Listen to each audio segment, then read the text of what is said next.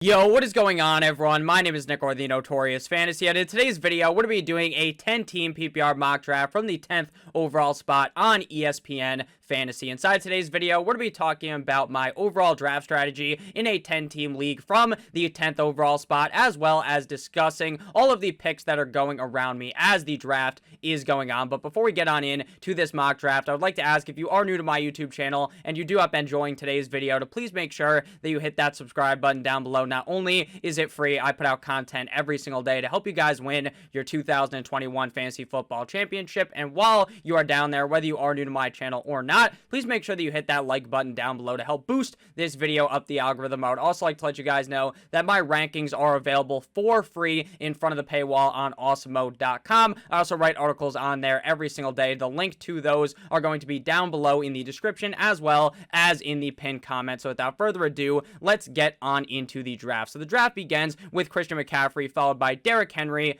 and Dalvin Cook. Typical start to the draft, aside from, I would say, Derrick Henry going at the number 2 overall pick is a little bit off. Personally, I believe that Dalvin Cook should be the number 2 overall pick. I would say in 95% of the drafts, it will be Christian McCaffrey followed by Dalvin Cook, but here we see Derrick Henry go at the number 2 overall spot. After Henry, we see Dalvin Cook, followed by Alvin Kamara and Ezekiel Elliott. Now, something I have noticed on ESPN is that a lot of the time you see Travis Kelce go inside of the top 5, 6, or 7 in these drafts, whereas normally on Yahoo, he is more of a back part of the first round pick or a early round, second round pick. So it's obviously different here with every single website, which is why I really advise that if you guys are doing your fantasy football mock drafts, that you are going to be mocking on the website that you plan on drafting on when you have your actual draft, because then you will be a lot more familiar with how the draft screen looks, how the draft board looks, and how other people are drafting. One of the best ways to get prepared for your actual fantasy drafts is by mock drafting. That's why I do them so much on this channel, and I hope that you guys have been enjoying these videos. So let's see. After we saw Ezekiel Elliott come off the board, then was Travis Kelce, followed by Devonta Adams. So typically in a 10-team league, the first round is very much heavily filled with the running back position. It's the same thing in 12-team leagues, 14-team leagues, 8-team leagues. Basically, any format of fantasy football is going to be dominated by the running back position early on. In this draft, we see 3 non-running backs go inside of the first round before it is our pick. So looking at the board here, Saquon Barkley, Nick Chubb, Stephon Diggs, Aaron Jones, Antonio Gibson, Najee Harris, Austin Eckler are all still available. So where we are sitting right here, to me, it's kind of a no-brainer to go with a running back as well as a wide receiver. So first up, we're going to draft our wide receiver, and we're going to get Stephon Diggs, wide receiver of the Buffalo Bills. While I don't have him ranked as my wide receiver number 1 for this season, Devonta Adams holds the throne right now. I do believe that Stephon Diggs has a very good shot at being the number 1 overall guy in such a strong offense in Buffalo, and he is clearly the number 1 target on that team, and he is going to explode just like he did last year in 2020. Now looking at the board here at pick 11, we are going to go ahead and snag a running back, and we go with Aaron Jones, running back of the Green Bay Packers. Right now, I have Aaron Jones ranked as my running back number 5, and we are able to get him inside of the second round. Now, it is very close for me between Ezekiel Elliott and Aaron Jones. It is kind of something that I've contemplated a lot in fantasy drafts up to this point, because normally through the first 4 picks of the draft, you're going to be seeing McCaffrey, you're going to see Dalvin Cook, Derrick Henry, and Alvin Kamara. Very typical that that is the order of the first 4 picks. Now, maybe sometimes it's out of order, like in this case where you see Derrick Henry go at the number 2 overall pick, but typically the first 4 picks are these players. So at number 5, normally I'm sitting there and I see Zeke, I see Devonta Adams, I see Aaron Jones, I see all these players, and to me, I always tend to lean Aaron Jones, but it is a very, very close coin flip in my opinion, so I wouldn't mind going Ezekiel Elliott at this pick. Aaron Jones is a guy who has been a top 5 running back multiple years in a row at this point. This guy dominates, whether he scores 19 plus touchdowns in the season or if he's just going to score 10, it does not matter. I notice a lot of people are worried about A.J. Dillon, but personally, I am not too scared of A.J. Dillon. I think Aaron Jones easily has top 5 potential in 2021, and he also has a lot more receiving potential than a lot of people normally talk about. So after we went with Stephon Diggs and Aaron Jones, we see Nick Chubb, followed by Saquon Barkley, Calvin Ridley, Antonio Gibson, Najee Harris, Clyde Edwards-Helaire, and Austin Eckler. Very surprising to see Austin Eckler fall all the way to the back of the second round. Same thing with that conversation of Aaron Jones and Zeke, I believe you should be talking about Austin Eckler in that conversation as well if you are in a full PPR league with the amount of receptions that guy is going to be seeing in 2021. I believe he also has top 5 potential. With Saquon Barkley, he is a very interesting pick because I could easily see him being a top 5, top 3 running back in fantasy football, but with the worries of the injury potentially putting him in some type of a reduced load in this offense where he's not getting as much work early on, or maybe they end up sitting him early on, I'm just not too sure that I want to be chasing that risk. Now, inside of the second round, I am perfectly fine doing it, but inside the first round of me, there are a lot of risks with Saquon Barkley. Looking back after Austin Eckler, we see DeAndre Hopkins, followed by DK Metcalf. So I like how in this draft, we actually saw Calvin Ridley be taken off the board as the wide receiver 4. In a lot of drafts, I see him fall past guys like DeAndre Hopkins and DK Metcalf, and even AJ Brown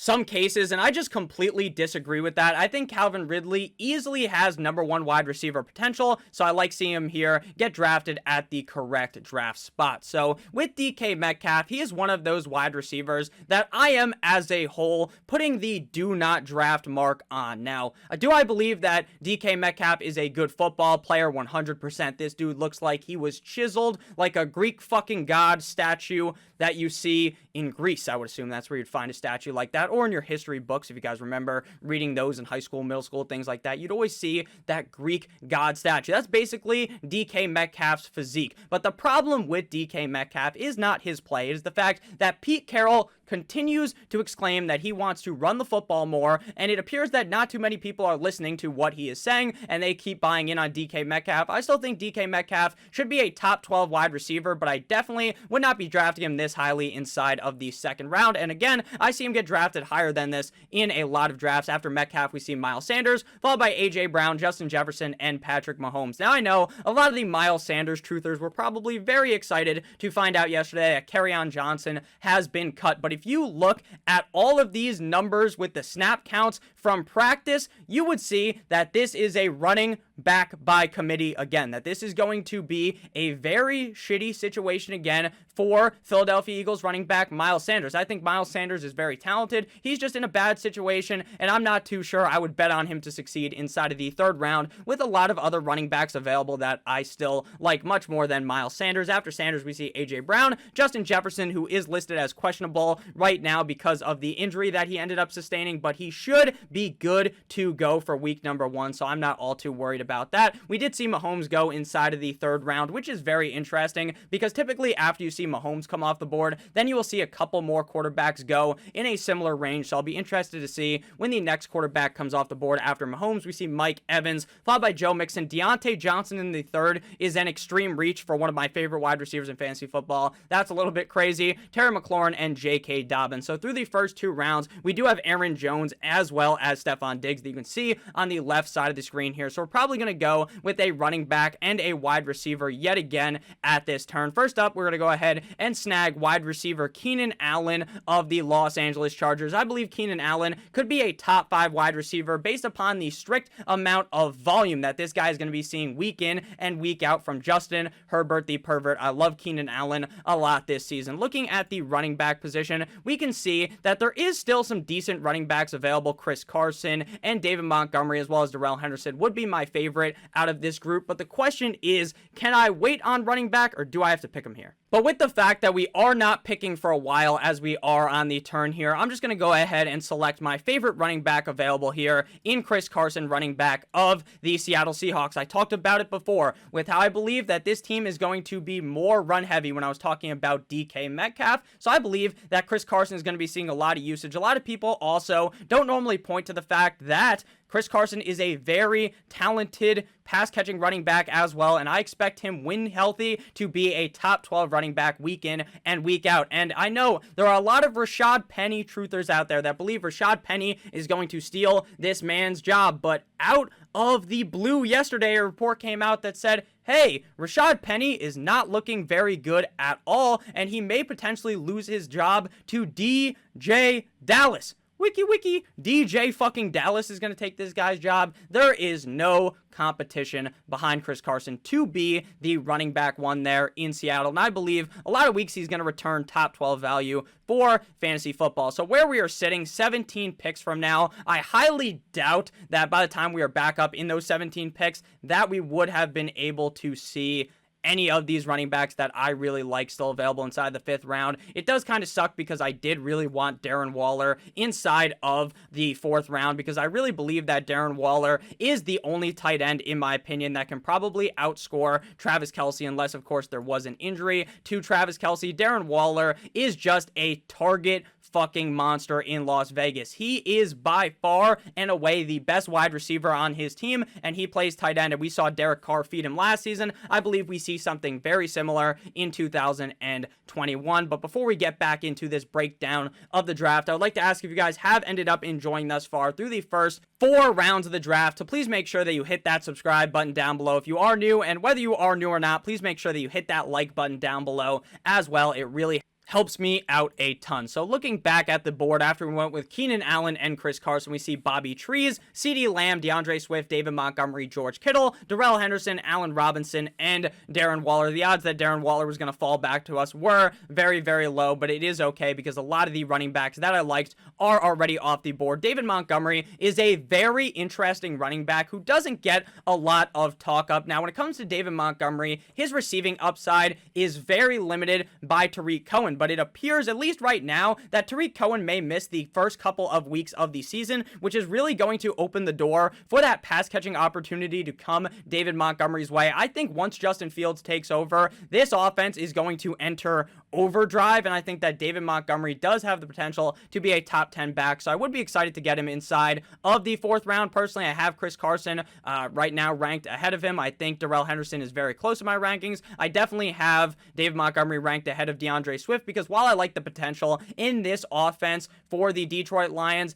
DeAndre Swift still very much worries me because of the talk up from their head coach about how they kind of want to use a 1A, 1B system, the hot hand approach, and maybe Jamal Williams sees a lot more touches than a lot of people are going to be kind of projecting. After Waller, we see his teammate Josh Jacobs come off the board, followed by Adam Thielen, Chris Godwin, and Josh Allen. I've noticed in a lot of best ball drafts that Josh Jacobs falls into like the 6th, 7th round of these drafts, and I am very excited to get him at that price. But inside of the 4th round, especially in a 10-team league, I am not looking to pay that price because of Kenyon Drake being there and the fact that the offensive line is dismantled and the fact that Kenyon Drake is 100% going to steal away much of the receiving upside that Josh Jacobs could have potentially had, so I'm all out on Josh Jacobs. After Josh Allen, we see Mark Andrews, Tyler Lockett, and Amari Cooper. So when did we see Pat Mahomes came off the board inside the 3rd round, and then in the 5th round, we see Josh Allen, which is exactly why I try to paint the picture to you guys that you do not want to be the first guy taking the first quarterback. Now, in a 2-quarterback league, a super flex league, Patrick Mahomes might be the number 1 overall pick. So that sentiment means absolutely nothing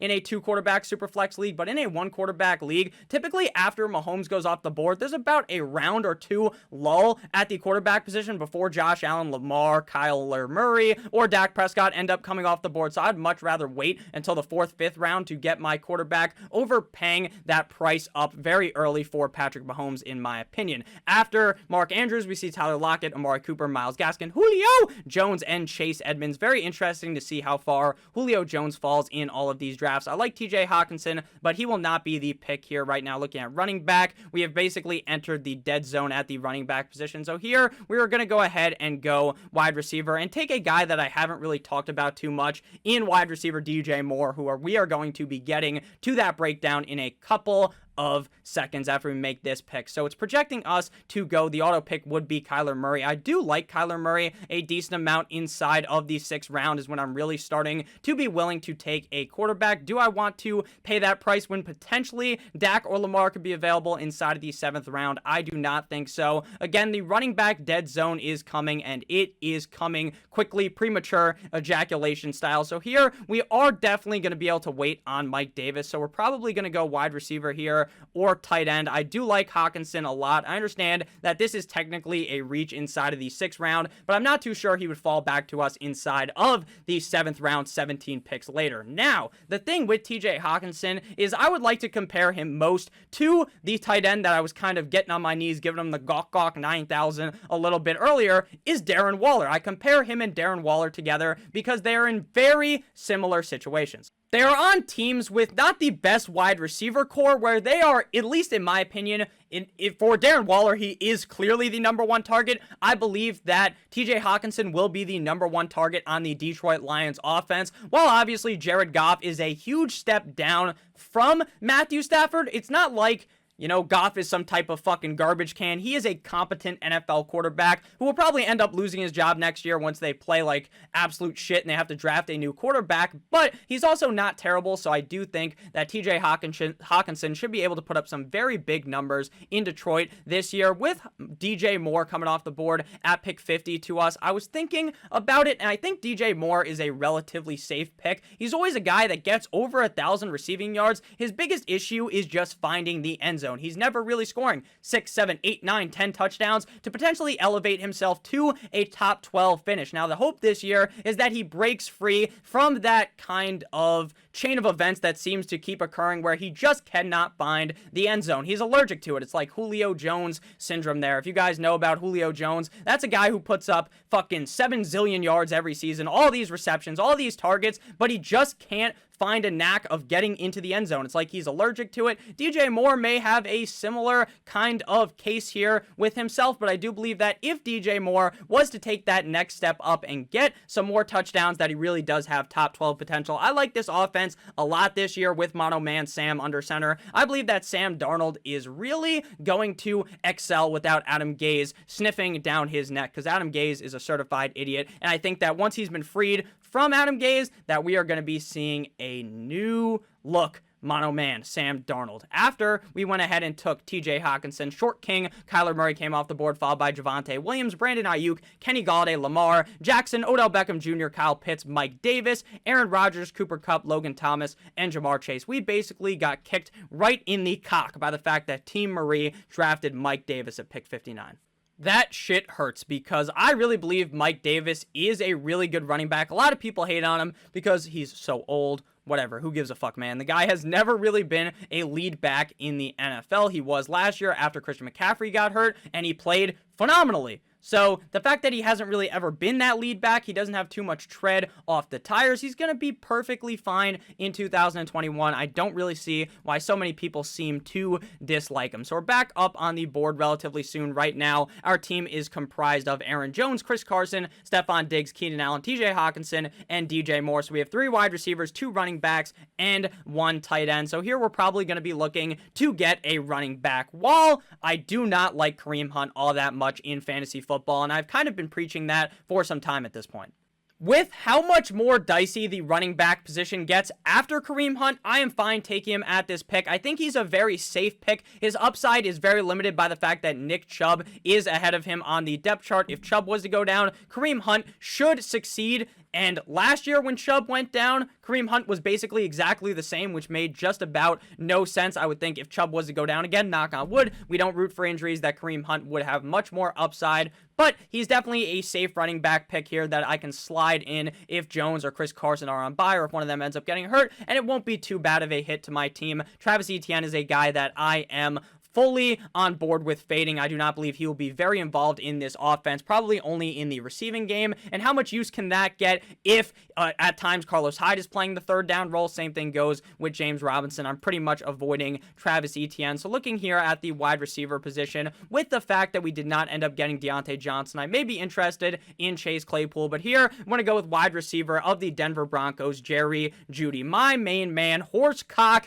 Drew Lock, was cooking it up in the pocket like Gordon fucking Ramsay in that preseason game, and he was looking hot. I've been telling you guys that Drew Lock is a guy that is actually a competent quarterback when he is on fire. He is one of those quarterbacks that is so completely entrenched with the momentum of the game. If the team and Drew Lock gets off on a fire start, then he's going to play great the whole game. If things start to slow down. If he starts making some bad throws, then basically he's fried in the game and he's not going to do too much. So that is something very interesting. Will he be able to shake that off this season? Shout out to Taylor Swift. Or will it be more like last season? I don't know, but even if Drew Lock ends up sucking ass and he gets pulled, they're going to throw in Teddy Bridgewater, and Jerry Jeudy should be fine in either scenario. I really am in favor of Jerry Jeudy and Courtland Sutton this season. I think Jerry Jeudy is going to build upon what he did last season. Really struggled with drops in 2020, but I think he's going to be able to fix that in 2021, as the drops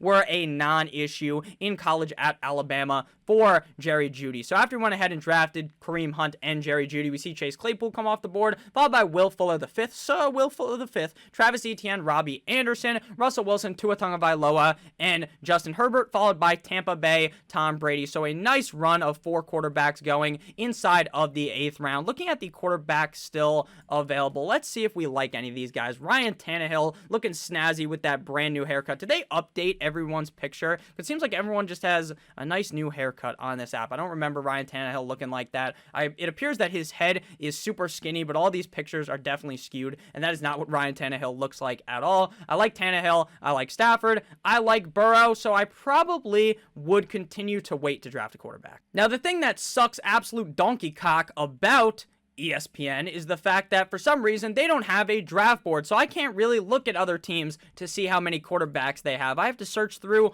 all of these things to find the quarterbacks, which to me is very unconsumer friendly. I've been yelling about ESPN for months. This is why I don't do drafts on ESPN, but I do them for you because you guys requested. So shout out to the people that draft on ESPN. It is definitely a disadvantage to be drafting on here, especially if you're an experienced drafter, because trying to get those slight edges in the draft of knowing exactly what your opponents have is definitely made more difficult by the ESPN app. Maybe on the phone it has a draft board, but I highly doubt it, because why wouldn't they have it on the computer? Makes no sense, but okay. Looking back at the pick history, after Tampa Bay, Tom Brady, we see DJ Chark, followed by Brandon Cooks, Jalen Hurts, James Robinson, and Laviska Shenault. A whole lot of Jacksonville players going in a 5-pick range there. After Laviska, we see Hollywood Brown and Mr. Corvette, Juju Smith-Schuster. Juju Smith-Schuster is probably the easiest player to just not draft this season. It appears that Deontay Johnson is the #1 target on this team. It appears that Chase Claypool is the red zone target. So what's Juju gonna do? Make some fucking TikToks on the sideline, probably. I really have no idea how I would be able to draft Juju Smith-Schuster unless I was really drunk during the draft, which is how I draft normally. In these mock drafts, that's the one thing you guys don't get to my mind inside of real drafts, is that the alcohol is flowing in my brain to give me the full galaxy brain, the full picture of exactly what to be doing in drafts. Maybe then I'll take Juju Smith-Schuster because I would think it would be funny, but even then, when you're drunk, I feel as though you make much smarter decisions in fantasy football, so I feel like I would definitely avoid Juju Smith-Schuster in that case. After Juju, we see Curtis Samuel, Noah Fant, and Michael Gallup come off the board. So looking here, we're definitely going to go running back. The pick that I wanted is already displayed onto the screen, and that is Damien Harris, running back of the New England Patriots. Right now, we have 4 running backs, 4 wide receivers, and 1 tight end. A good rule of thumb for fantasy football. If you guys have been on my channel for a while, you already know this. I say it in every single mock draft video, but if you're not new, you're going to want to hear this, and you're going to want to also hit that fucking subscribe button. I would really appreciate that. So we are back up on the board here, and the rule of thumb is to draft more running backs than wide receivers, because it is very, very easy to pick up a wide receiver off the waiver wire at any point in the season and start them. At wide receiver, that is so easy, but at running back, not so much. So here, we're looking at running back again, and we're going to go with Michael Carter, running back of the New York Football Jets. In yesterday night's video, I talked about, I think the video was like, top 5 most slept upon running backs, top 5 undervalued running backs. One of those names was the name of the video, and Michael Carter is just a running back that is being severely undervalued. I believe in New York for the Jets, this guy, Michael Carter, will easily be able to surpass these other fucking garbage cans that are ahead of him. Tevin Coleman, Ty Johnson, LaMichael P. Ryan. Come on, guys. You think Michael Carter can't pass him up? Or them up, I guess. I mean, it really makes no sense that he's being drafted this late, but I'll happily accept that discount. After I went with Michael Carter, we see Deebo Samuel come off the board, followed by Devonta Smith, Ronald Jones, Tyler Boyd. followed by the 49ers defense, Marvin Jones and Jalen Waddle. Please do not be the person that drafts a defense early on in the draft. The best strategy, honestly, if you're drafting right now or right before, basically if you're drafting any time between now and the end of preseason, you should probably be drafting no kicker, no defense. Now on ESPN, they don't let you do that because, again, ESPN is a shitty platform. Like I've said multiple times, the ESPN people, they don't listen to me. They don't listen to the consumers. They're a bunch of schmucks. Oh, I'm only kidding. I highly doubt the people that work at ESPN are schmucks. But in reality, what are they doing here? Like, this draft platform is atrocious, but what I was saying is that on here, you have to draft a kicker or a defense, but on Yahoo, you don't have to. You want to take advantage of that and just load up on extra running backs, extra wide receivers, and then right before the season ends up starting, you want to cut 2 players off your bench, add a kicker, add a defense, and you'll probably be able to score similar points as to what you would have done if you drafted a kicker and a defense. And you also have the shot that if something bad was to happen in training camp or in preseason and someone gets injured and you have their backup, then magically you have a nice, shiny piece on your bench instead of just having a defense and a kicker, which are basically interchangeable week in and week out. Typically, I stick with a kicker for the long haul in a season unless the kicker ends up being completely atrocious. But with defense, I'm swapping these guys in and out every single week. So unless they obviously have a good matchup 2 weeks in a row, I'm definitely someone who streams defenses. So I don't really understand drafting a defense very early on in the draft. So right now, we have 5 running backs, 4 wide receivers, and 1 tight end on our roster. With having drafted a tight end so early, I do not believe that you need to draft another tight end. In this case, we are definitely going to be going quarterback before people start taking 6,000 other ones. It's between Burrow and it's between Matthew Stafford. I can see the argument on either side. Joe Burrow, definitely much more banged up, definitely cutting it very, very close to the injury timetable to play for week number 1. So if you like to avoid kind of any bit of risk, then go ahead and take Matthew Stafford. I think either of these guys could finish higher. I do have Matthew Stafford ranked slightly higher, though, so I will go with Matthew Snapback, quarterback of the LA Rams. I believe this guy is going to show off in LA now that he's gone from Detroit, where he's put up big numbers for years. Now when people can actually see him on TV, he's going to be putting up these huge numbers. I love Matthew Stafford here in LA. So looking back at the board here, running back or wide receiver, looking at the wide receivers, Corey Davis, Jalen Reagor, who has been really looking good in training camp. Elijah Moore still available as well, who would be the better pick in my opinion when compared to Corey Davis. Looking at the running backs still available, AJ Dillon, Kenyon Drake, James Conner. Here we're to go ahead and lean with a wide receiver because I feel like I like a decent amount of these running backs. We're to go ahead here and snag Mr. Darnell. Here comes the Mooney. Mooney. He is one of my favorite late round wide receivers in these drafts because last year this guy was balling. He was, but he wasn't balling on the stat sheet. You had to go and watch a Bears game, which I know would probably be fucking considered torture in some countries with kissing titties Mitchell Trubisky under center or 9-inch Nick Foles. But you had to reel the fucking film out and put your binoculars on and look at the game, and you would see that this motherfucker is standing there wide open. He has absolutely burned the DB. He's wide open, and the ball is nowhere to be found. And when the ball does get thrown his way, miraculously, the football gods shine a light down so that Mitch Trubisky or Nick Foles can see this motherfucker wide open. And you know what happens? The ball sails 7,000 yards over his head, or it gets severely underthrown. Mitch Trubisky and 9-inch Nick Foles have been kicked out of town. Now, Nick Foles is still there. He's the third stringer. But as we all know, Nick Foles will probably end up starting a game because that's what he does, and the quarterbacks always get hurt ahead of him. But we don't want that to happen because even with Andy Dalton, I believe it's a step ahead. But imagine what's going to happen when Justin Fields steps under center. Now, Justin Fields didn't look amazing in his debut in preseason. He actually played very bad at the beginning by trying to run the ball, thinking he was in college, thinking he was playing Madden or something, trying to rush the ball. But in reality, you can't do that in the NFL. You gotta hold on to the ball correctly. He's just running all willy-nilly like he's in college. The Dolphins strip him. But then after that, I feel like that was your welcome to the NFL moment. He got back up and he's like, man, I should not fucking do that again. He ran in a touchdown, threw a touchdown. He looked very good, not playing up against a first-team defense or anything, but he looked very good. I expect him to be a large step above what they have under center right now, and I believe Justin Fields will eventually take over as the quarterback 1. When will it be in the season? I'm not too sure, if I'm being honest with you. Let me know in the comment section, when do you guys think Justin Fields is going to take over? Do you think it's going to be very quick, like maybe 3 weeks into the season, or do you think maybe it's after their bye week or on a longer haul, maybe week 8, week 9, week 10 of the 2021 NFL season? I hope you guys have been enjoying this video thus far. The mock draft videos are my favorite to record because I can talk about all types of stuff in these drafts, and we just have a great time together. I feel like I can just go up and down, talk about all types of crazy stuff while relating it obviously to fantasy football, talk about all types of different players, and I always think that it is a very fun time, and a lot of people seem to enjoy these mock drafts. So we're about to be back up on the board right now. It's telling us to auto pick Devonta Parker, and I would rather get my balls hit by Tiger Woods using a golf club than draft Devonta Parker, because that would just be straight up pain. That guy stinks. I'm a Dolphins fan. I watch all the games. I absolutely hate Devonta Parker. Looking at running backs here, Jamal Williams, Trey Sermon still available, which is impossible.